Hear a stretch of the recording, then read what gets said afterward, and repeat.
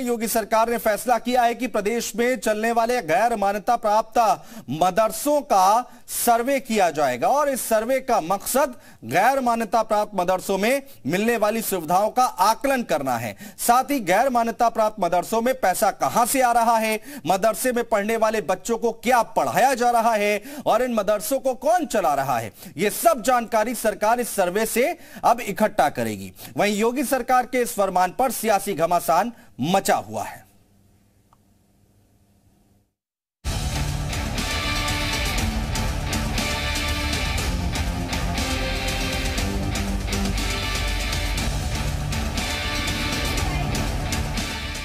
योगी सरकार का फर्जी मदरसों के सर्वे का फैसला विपक्ष को रास नहीं आ रहा। अवैध मदरसों के सर्वे पर कभी हैदराबाद के भाईजान ओवैसी का पारा गर्म हो जाता है और आरएसएस के स्कूलों पर सवाल उठते हैं, तो कभी समाजवादी पार्टी के नेता और सांसद शफीकुर रहमान बर्क पैरवी में उतर जाते हैं और दलील देते हैं कि मुस्लिमों की आबादी अधिक है और सरकारी मदरसों की जगह कम है, ऐसे में प्राइवेट मदरसे जरूरी हैं। शफीकुर रहमान बर्क ने ये भी कहा कि मदरसों में होने वाले खर्च सरकार दे दे तो चंदा जुटाने की जरूरत नहीं होगी। यूपी में मुसलमानों को परेशान किया जा रहा है। तो इस हालात में आदमी अपने मदरसे खुद खोलकर, प्राइवेट मदरसे खोलकर उसका खर्चा बर्दाश्त नहीं कर सकता।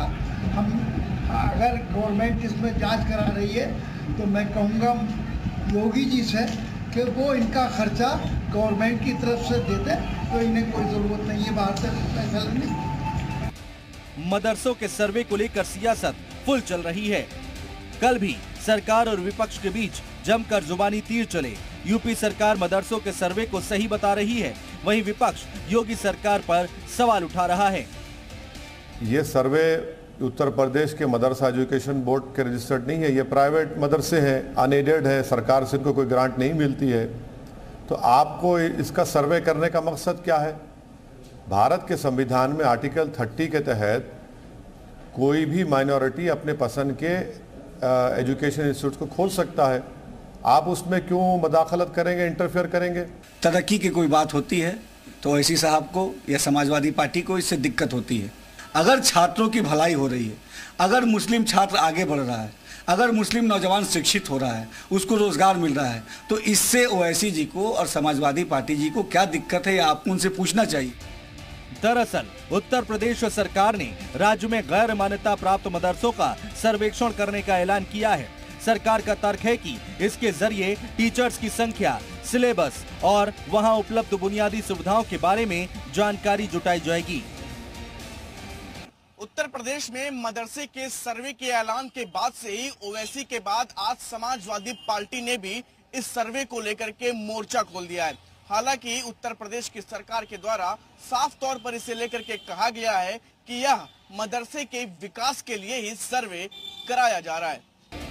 दरअसल पिछले दिनों मदरसों की देश विरोधी गतिविधियों और कई आतंकी घटनाओं में हाथ सामने आने के बाद खुफिया सूचनाओं को आधार मानकर सरकार आतंकी गतिविधियों पर नकेल कसने की कोशिश कर रही है। वहीं हाल ही में राष्ट्रीय बाल संरक्षण आयोग ने यूपी के मदरसों का सर्वे करवाए जाने का अनुरोध किया था, जिसके बाद सरकार ने मदरसों का सर्वे कराए जाने का आदेश जारी किया। ब्यूरो रिपोर्ट, जी मीडिया।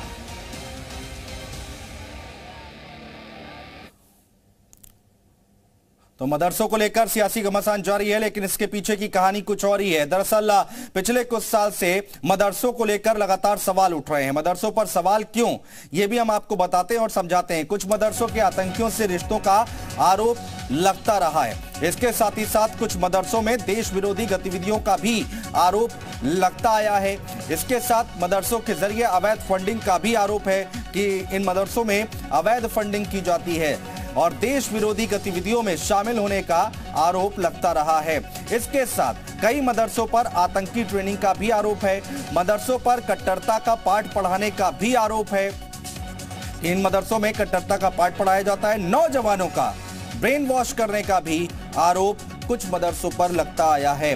सर्वे के पीछे मकसद क्या है, ये भी आप समझिए कि आखिर इस सर्वे के पीछे का मकसद क्या है। सर्वेक्षण में मदरसे का नाम, संचालन करने वाली संस्था का नाम, मदरसा निजी या किराए की जगह पर है, मदरसे की आय का स्रोत क्या है, ये सब तमाम जानकारी ली जाएंगी। छात्र छात्राओं की संख्या कितनी है और मदरसे में शिक्षकों की संख्या कितनी है, तो ये जानकारी सरकार की तरफ से मांगी जा रही है। सर्वेक्षण कराया जाएगा, उसके बाद ये जानकारी सामने आएगी।